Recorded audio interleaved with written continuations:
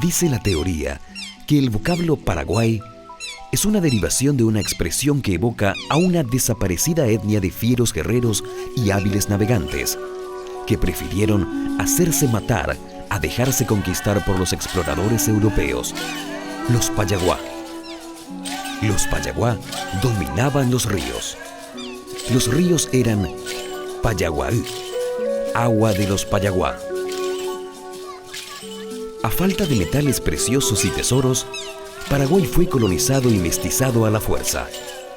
Vestigios lingüísticos de la lengua de los carió guaraníes pueden ser encontrados desde las costas del Caribe hasta las pampas de Sudamérica. Con la conquista, los guaraníes pasaron de ser enemigos a parientes y luego mano de obra gratuita para la explotación de los montes. Sus mujeres fueron instrumento de placer y crianza para los conquistadores. A inicio del siglo XXI, el perfil de Paraguay como estructura cultural es un producto de 5 siglos de mestizaje, pero especialmente herencia del siglo XX, durante el cual se instalaron en su territorio los principales grupos no hispánicos existentes en la actualidad. Paraguayo naturalizado. Paraguayo. Japonés de nacionalidad y el resto toda mi vida prácticamente, ¿verdad? 37 años viviendo acá en la colonia. Ay, checha. A ver, pega por lo menos. Llego sexto grado a terminar Guaraní Estep. A ver, por lo menos la compañero, pues ya mondé la noña hija guaraní me vaya. Poblaciones de origen judío, árabe, japonés, coreano y germánico constituyen en el presente los más notables grupos inmigrantes que se han sumado a las 17 etnias de 5 familias lingüísticas aborígenes que sobrevivieron al choque cultural. La inmigración documentada más antigua corresponde a grupos de origen judío que llegaron al Río de la Plata entre los siglos XVI y XVII, aunque sus nombres fueron españolizados a causa de la Inquisición. Muchos judíos inmigrantes de aquel tiempo llegaron llamándose Pérez, Cuenca, López, Franco, nombres impuestos por los inquisidores. A una familia judía, los Sion Duarte, se atribuye la iniciativa de tomar el comercio como actividad honorable hacia el año 1800.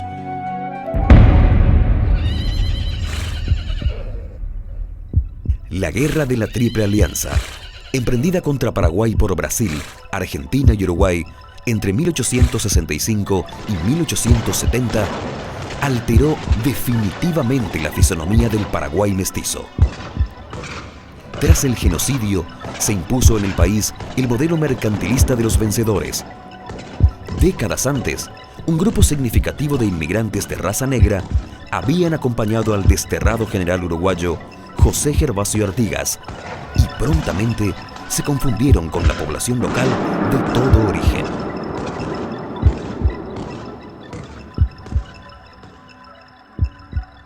En un sentido general, sin embargo, los cambios culturales tuvieron un factor común.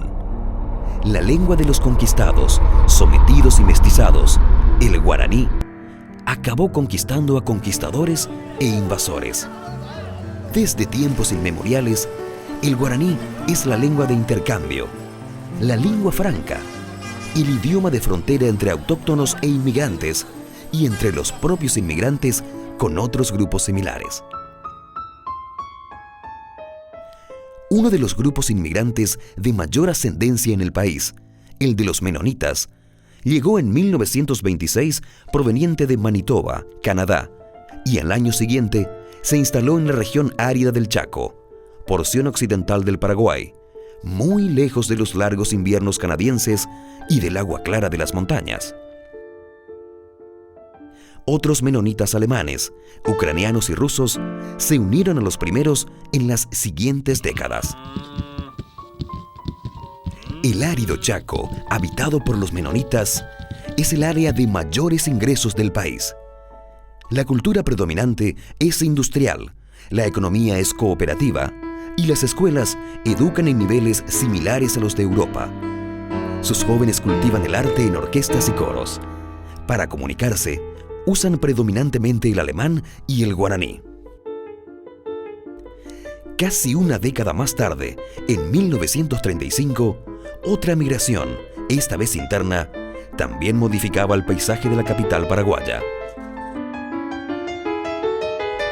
Los indígenas Macá, que habían servido de guías en el árido Chaco durante la guerra entre Paraguay y Bolivia entre 1932 y 1935, eran traídos por sus amigos militares y asentados en las afueras de Asunción. Una etnia silvícola pasaba a ser un grupo urbano en menos de un lustro. Los Macá permanecen hoy con lengua, identidad y cultura propia, viviendo de la venta de su arte.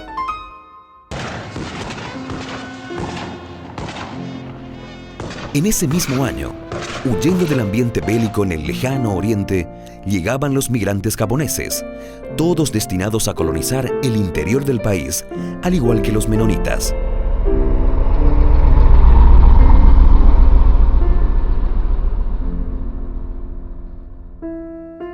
Progresaron con rapidez, trabajando en forma cooperativa en agricultura, un rubro al cual introdujeron y siguen introduciendo innovaciones técnicas de todo tipo. Ahora, desde antes, yo estaba comenzando de cal y total ya terminado de cal agrícola. Y ahora está comenzando de tipo carbonilla. Más de medio siglo después de su llegada, siguen cultivando antiguas tradiciones, algunas de las cuales son ya extrañas incluso en Japón.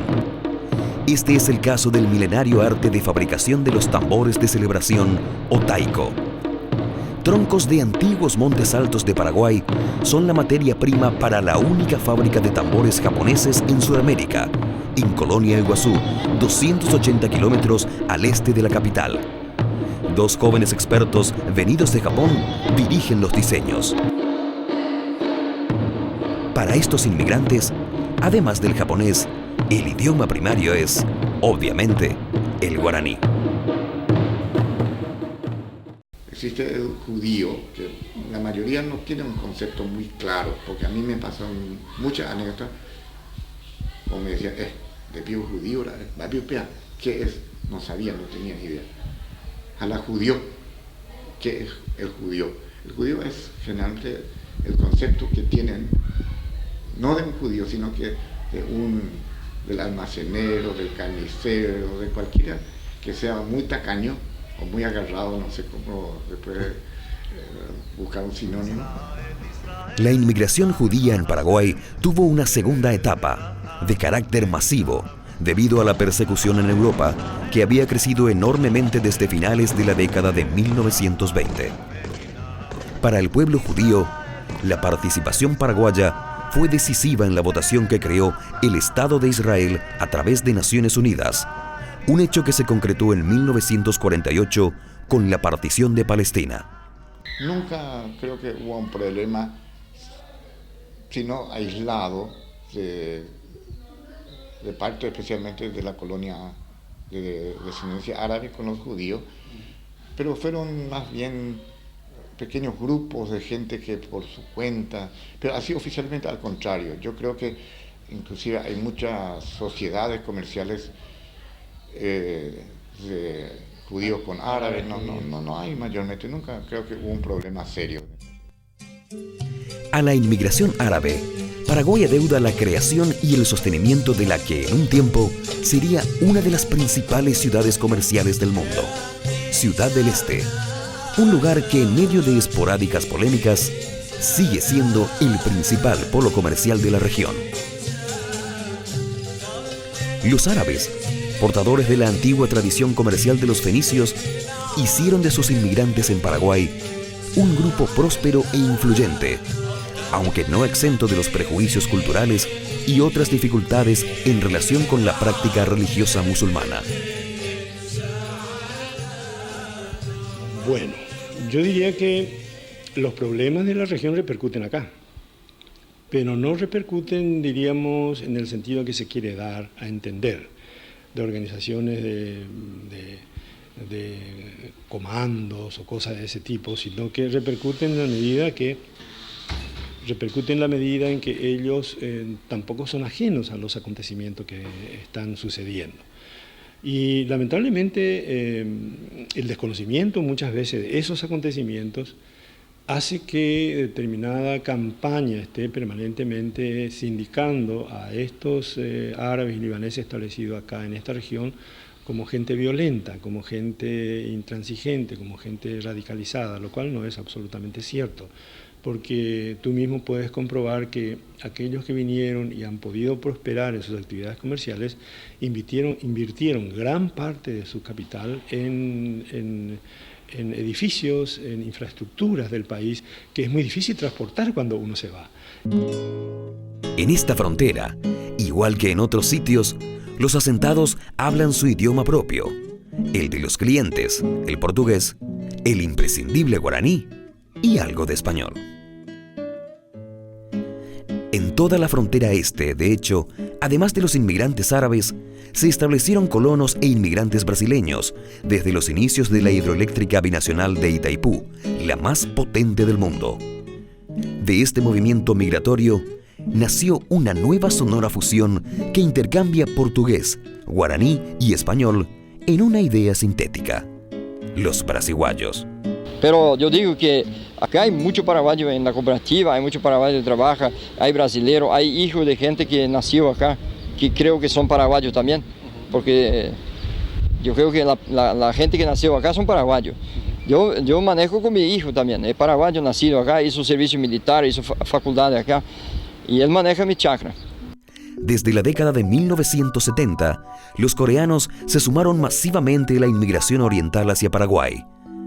Ellos rompieron la costumbre de la instalación de migrantes en el campo y se ubicaron en Asunción para crear grandes establecimientos que les permitieron ser una comunidad próspera, con clara identidad propia y, sobre todo, con niveles educativos de envergadura. En contrapartida, el último pueblo indígena en resignarse al contacto con los paraguayos, el de los ayoreo, sufre la agresión de una cultura extraña, de costumbres insensatas para su cosmovisión y la enorme miseria que espera a quienes están fuera del sistema. Algunos saben leer, pero todos saben cantar en castellano y en ayoreo, pero algunos son más o menos. Y hay algunos que saben memorizar y se lee en la pizarra. La relación nueva fue traumática desde sus inicios. José Ikevi, el primer ayoreo atrapado vivo en 1956, fue traído cientos de kilómetros enjaulado para ser exhibido en Asunción. Luego, diversos grupos religiosos se lanzaron a la redención de estos seres simples y francos, que con matices intentan preservarse, pese a las vicisitudes. El siglo XXI encuentra a Paraguay como un país sin muchas turbulencias, pese a su historia. Una tierra de colores, mestizos, indígenas silvícolas, indígenas urbanos, orientales, germánicos, campesinos, seres diversos coincidiendo en un entorno común. La antigua comarca de los Payaguá. Payaguá.